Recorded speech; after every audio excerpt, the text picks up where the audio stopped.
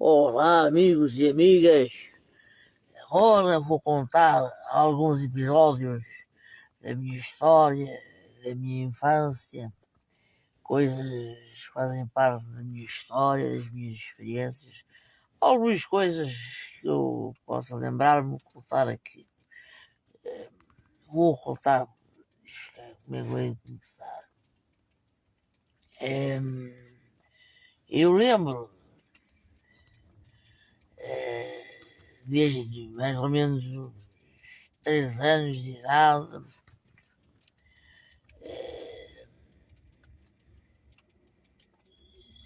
Eu na televisão gostava muito de ver os programas de entretenimento com a Teresa Guilherme, naquele tempo, que ela apresentava aos fins de semana, acho que à noite. Lembro-me disso e gostava de assistir aos programas dela. E ela também fazia alguns programas quando era passagem de ano, lá por 1993, 94, 92. E eu, uma coisa, eu estava sempre em casa antes de começar a ir ao infantário. Então, estava em casa. Uma vez eu pensei para mim, não devia ser 1, 2, 3. Devia ser 3, 2, 1. Porque eu gostava mais do número 3 do que do número 1. E então, depois veio a passagem de ano, com a Teresa Guilherme, e começaram a contar decrescente 3, 2, para passar o ano, não sei qual era o ano, mas era por aí 92, 93, 94, e então eu fiquei admirado. Então, com a minha ideia aqui, eu que inventei essa ideia, eu estava aqui com as ideias de criança, não é? Eu estou a dizer, eu estava sempre em casa, ainda não tinha começado a ir, nunca tinha ido ao infantário. Eu sentia-me muito bem em casa, estar todo o dia em casa, sempre em casa. Eu era feliz, sentia-me bem, calmo, tranquilo, sem nenhuma rotina, assim, estando calmo, estando em paz. Depois, quando eu comecei a ir ao infantário, que era numa varanda muito grande lá, distanciada, mas com muita distância, mas era à frente da varanda da minha casa. E então eu comecei a ir ao infantário e ficava muito triste, porque pessoas da minha casa só me iam buscar à noite, eles não trabalhavam, estavam sempre em casa. Eu ficava muito triste, com saudades de casa. Eu comecei a ir ao infantário com 4 anos, e a minha mãe ficou 4 anos. Não sei, pode ter sido mais tarde, não sei quando é que foi. Ela diz que foi porque o psiquiatra dela lhe disse que eu devia ir ao infantário, senão podia ficar doente mental. E então,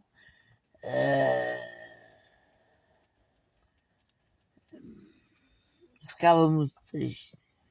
Saudades de casa, ficava a olhar lá para o fundo, que era a minha casa, que tinha muitas saudades. Então depois também, por exemplo, um episódio da minha infância que aconteceu, que foi mais ou menos aí quando eu reparei que as pessoas da minha casa não se importavam comigo, não queriam saber de nada de mim, não, não, não me amavam, não me amavam. E então, isso foi, por exemplo, uma coisa que aconteceu foi uma coisa que me deixou muito triste. Em criança, uma coisa que me deixou muito triste, deixou-me admirado com o desprezo que aconteceu, porque eu, a criança, escrevi nos folhas de papel a dizer: Inês, ora, Inês chora, a avó não vê, avô não vê, não vê. Escrevi, desenhei, colei com fita cola a folha de papel lá na parede do quarto da minha avó. Então eu estava lá, fiquei lá no outro sítio da casa e então acho que ainda rasgaram antes do meu avô chegar. Mas quando o meu avô chegou, eu se calhar aproximei-me de lá do quarto, por causa do meu avô tinha chegado, e então eu vi que tinham rasgado a folha e deitaram a folha no lixo. Eu senti-me tão triste, tão mal, porque admirado. Fizeram isso, ignoraram o meu lamento, ignoraram minha tristeza. Então depois a minha avó batia-me, porque é educação à moda antiga. Minha avó batia-me, eu embora não fizesse mal, porque eu era uma criança muito bem comportada. Mas a minha avó batia-me e assim, por exemplo, umas palmadas, ou com vassoura, ou coisa assim, ou com colher de pau, mas ela batia-me, então eu chorava, a criança chorava e ela abraçava-me. E houve uma altura, não me lembro que idade é que eu tinha, se calhar lá por volta dos 5 ou 6 anos, quando eu estava quase a entrar na escola primária.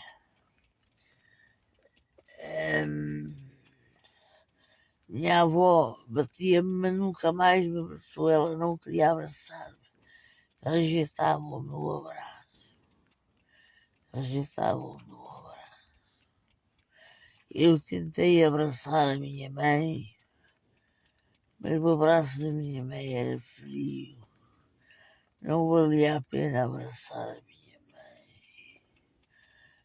E porque era doente. Minha mãe é muito doente, de saúde mental. E então não sentia nada a abraçar a minha mãe, porque ela não tinha calor. O abraço da minha mãe era frio e eu via que a minha avó não me abraçava mais, então e ela rejeitava o meu abraço e, e eu precisei chorar, fiquei sozinho, ficar sozinho, chorar, e a pensar: ninguém quer saber de mim, ninguém gosta de mim, ninguém quer saber de mim.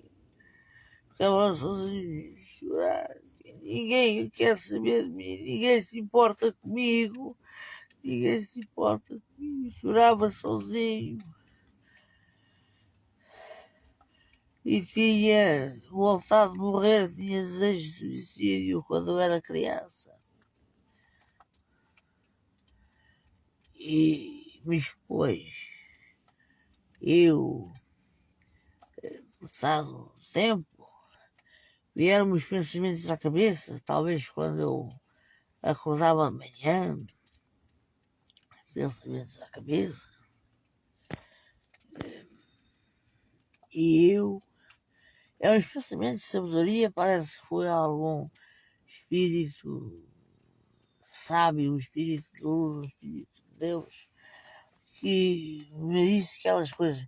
Eu pensei assim para mim: não, eu não quero morrer, porque eu não quero passar por tudo aquilo que eu já passei outra vez. Não quero voltar a passar por aquilo que eu passei. Não quero morrer. Era o pensamento, um dos pensamentos que me vinham à cabeça, e mais eu não revelo porque segredo com Deus, que coisas que Deus me veio os pensamentos à cabeça, vindos de Deus.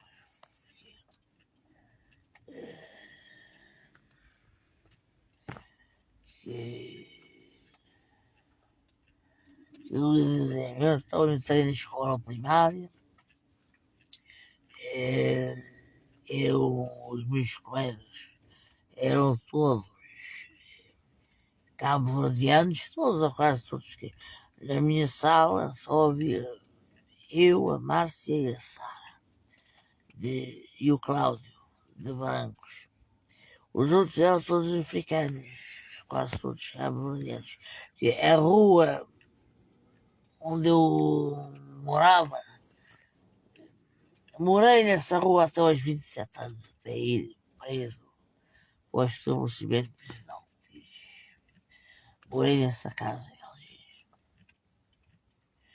Quando eu era criança, e até o ano mais ou menos de 2001, quando o presidente da Câmara de Oeiras demoliu as barracas todas do Conselho e construiu a habitação social naquele tempo para realojar as pessoas que moravam nas barracas.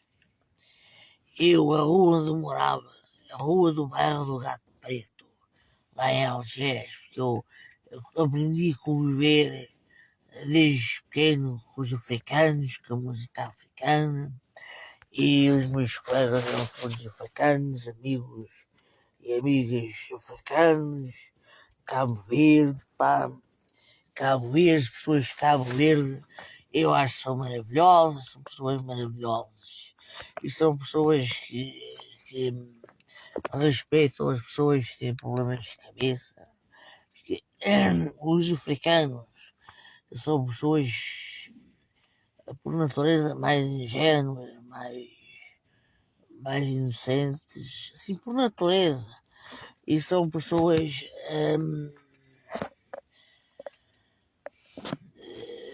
que têm um desejo de liberdade muito bonito, que a maior parte dos portugueses não têm. Esse desejo de liberdade, não compreendem esse desejo de liberdade, que é uma coisa muito bonita, uma coisa linda. Porque não temos de estar aprisionados, nem fechados em instituições, nem manicômios, nada disso. Ter ser livres, andar a passear onde nós quisermos, sejamos ricos, sejamos pobres, sejamos miseráveis e tristes, alegres, felizes, loucos, doentes, sábios, sensatos, seja como for. Podemos estar a dormir no chão, a dormir em cima da cama, a dormir em cima do sofá, ou seja onde for, podemos passear, fazer o que quiser, mas não temos de ser fechados em lado nenhum. Que é um sentimento de liberdade, que eu também tenho, uma coisa libertadora, e que é um desejo de liberdade, que é contra a tirania. É contra as pessoas que nos querem dominar, manipular, controlar, é desejar a nossa vida nas nossas mãos, a nossa liberdade. A justiça, desejar a justiça. Temos esse direito, em nome de Deus, temos o direito de ser livres. Em nome de Deus. Agora não vou estar aqui a contar mais coisas fora. Já fiz aqui este vídeo extenso, largo, mas agora estou um bocado cansado de falar sobre a minha história complicada. Bom dia.